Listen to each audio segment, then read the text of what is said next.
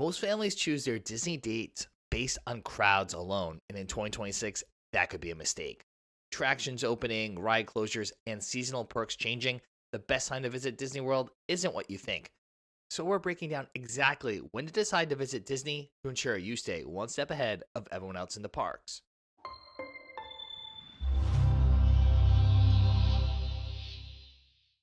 Welcome aboard. I'm Don B from Eat, Sleep, Disney. And in 2026, the truth is there isn't one perfect time to visit Disney World. Instead of walking month by month pricing charts and weather maps and crowd calendars, we're going to start here. There are 4 different types of Disney families in 2026. And once you figure out which one you are, it becomes much easier to help you find the ideal time to visit the House of the Mouse. Many families have one goal when visiting Disney World: lower wait times. These families don't care as much about festivals or special events, they just don't want to stand in 90-minute lines for every ride.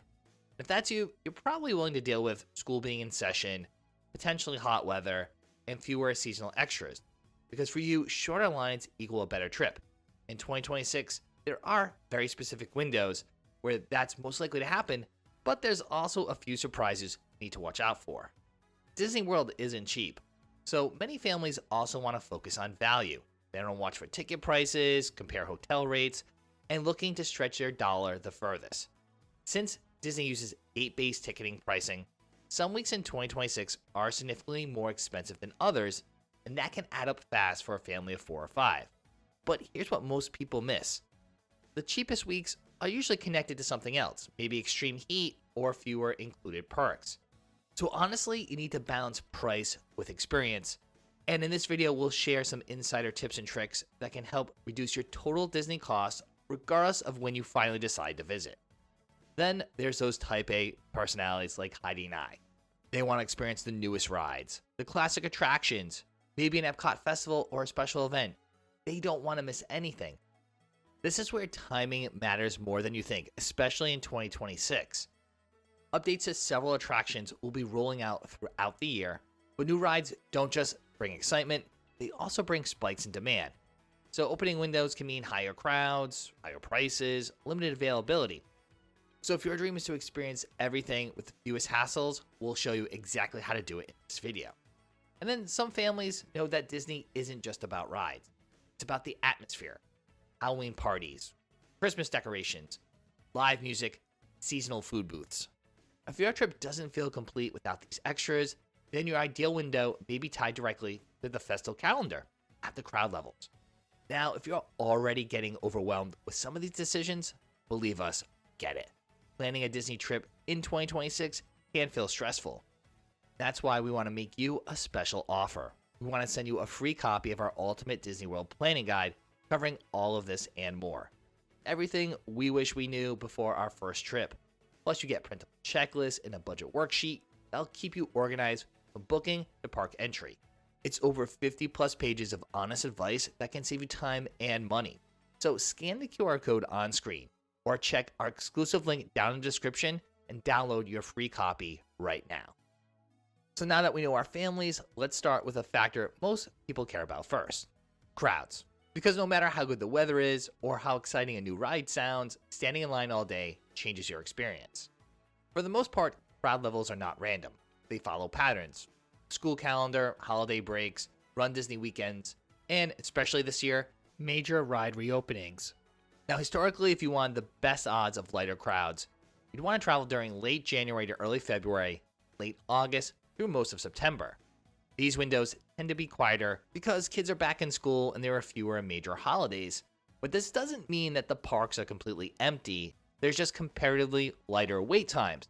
But still, that's a big difference. Springtime in Disney World is usually a good time to visit, especially because of nice weather. But this year, we're seeing major attractions opening in spring and early summer, with Big Thunder Mountain Railroad and Buzz Lightyear Space Ranger Spin reopening this spring. We expect it to be busier than usual. So if you want to avoid crowds, definitely do not travel during spring break, the weeks in March and April where most schools and colleges are off for the week.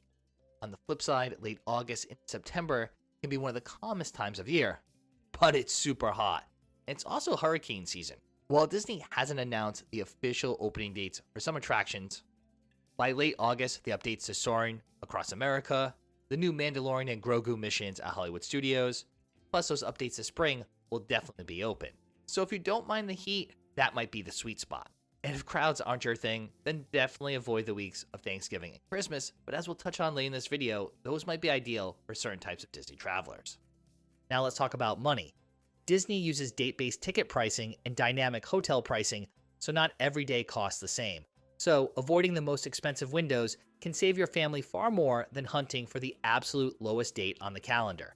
In 2026, the highest ticket prices typically align with spring break weeks in March and early April, Thanksgiving week, the stretch between Christmas and New Year's, and long holiday weekends like Memorial Day and Labor Day.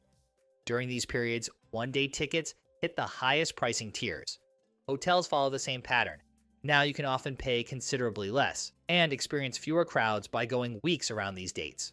The weeks between Thanksgiving and Christmas have all the holiday charm, but at cheaper rates and fewer guests. Going in early May, you will have better prices and hotel availability than the spring break weeks of April. But in 2026, some of the best savings won't come from picking the cheapest week. They'll come from stacking the right deals.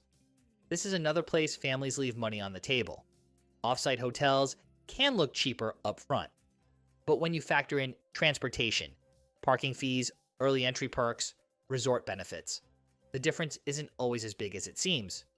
If we were traveling with younger kids and wanted to maximize savings in 2026, we would absolutely look at value resorts. When paired with free dining offers or package discounts, they can deliver serious value. You get early park entry, on-site transportation, and the Disney Bubble experience without paying deluxe prices. But regardless of when you go, the simplest way to ensure you get the best deal on your Disney vacation is to work with an authorized Disney vacation planner. Now, Heidi and I are not travel advisors. That's why we partner with Mouse Fan Travel.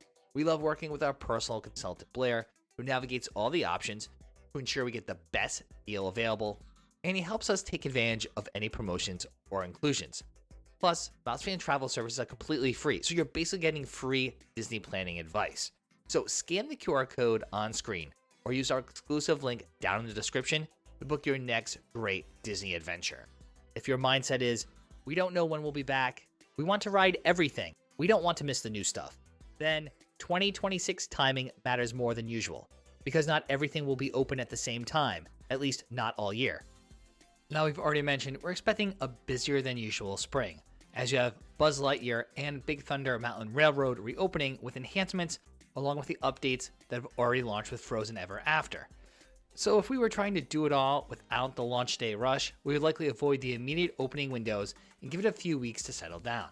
Plus, not all the new attractions will be opening, and this spring, some of the exclusive summer happenings and perks aren't available, such as free admission to Disney's 2 water parks on check-in day, and this summer both Blizzard Beach and Typhoon Lagoon will be open, as well as Cool Kids Summer with some exclusive character meet and greets at the theme parks as well as certain hotels.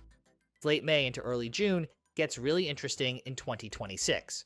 Soarin' Across America launches after Memorial Day. The new Mandalorian missions featuring Grogu and new cockpit roles go live. And summer vacation hasn't fully ramped up yet.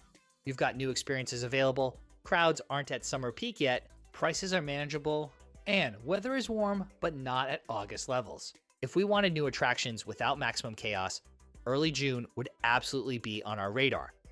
As in late May, the Walt Disney Studios Animation Courtyard will reopen with an outdoor space inspired by the iconic Burbank studio lot featuring the Disney Junior Mickey Mouse Club live stage show. But it won't be until later this summer that we'll see the home of Star Wars Launch Bay transform into the magic of Disney animation with new animated experiences and character meet and greets. And over at Animal Kingdom, also starting May 26, guests can play games and dance with Bluey and Bingo at Conservation Station. And your kids can check out Zootopia Better Zootgether, which opened at the end of 2025, and they can also meet Judy Hopps and Nick Wilde at a nearby character meet and greet. By late summer into early fall, everything scheduled to open should be operating at the same time.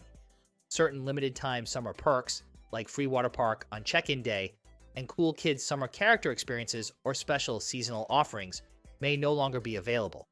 So again, it's about choosing what matters most.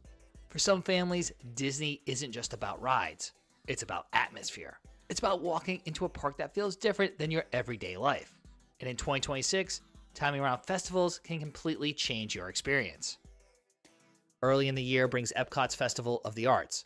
Cooler weather, creative food booths, live performances, interactive art experiences. This can pair beautifully with lower crowd windows in late January and early February. If you want lighter crowds and seasonal flair at the same time, this is a strong combination. Spring brings the Flower and Garden Festival, outdoor kitchens, garden displays, topiaries, great weather most days. It's one of the most visually beautiful times of year at EPCOT. But remember, spring also overlaps with spring break travel. So while the festival adds atmosphere, you'll need to be strategic about which weeks you choose. Late summer into early fall brings the Food and Wine Festival. September often sees lower crowd levels, but you still get full festival energy. Food booths, concert series, seasonal atmosphere. For adults, couples, or families with older kids, this can be a fantastic balance of lighter crowds and strong festival vibes. If holiday magic is your priority, your dates become very specific. October brings Halloween decor and special ticketed events.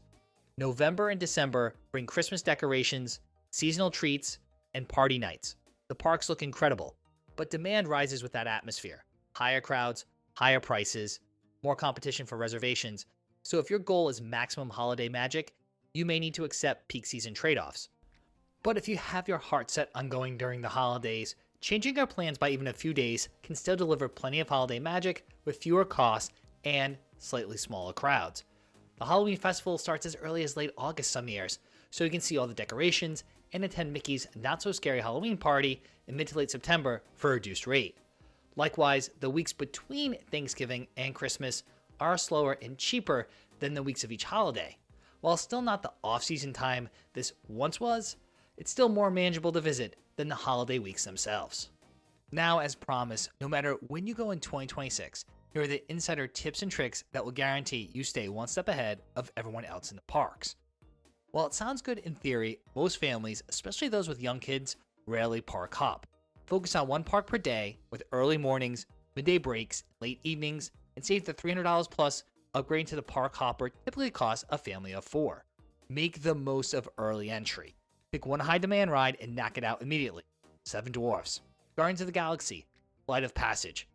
During early entry, you can often ride one high in-demand attraction with little wait and get in line for a second attraction before the park opens. We're often on our third ride of the day, while most guests are still at the ticket counter. Disney doesn't shut the ride queues until closing time. If the park closes at 9 p.m., you can often get in line at 8:59 and you're riding. That last hour is often cooler, calmer, and way more productive. Book meals at 2:30 instead of 6. Ride during peak dinner windows and during showtimes and parades. Wait times often dip when most guests are eating or watching the shows. Services like Instacart or Amazon Fresh will deliver groceries to your hotel. You can bring snacks into the parks, so items like breakfast bars, trail mix, crackers, and other snacks can help you save on Disney dining costs and will keep your family from getting hangry. You can also skip the $4.50 on bottled water using the water refill stations in the parks. And you can also get free water at quick service restaurants with a soda fountain. So bring a refillable water bottle to stay hydrated for free. You can often tap into lightning lanes 5 minutes early and up to 15 minutes late. That flexibility lets you stack reservations and move more efficiently through the parks.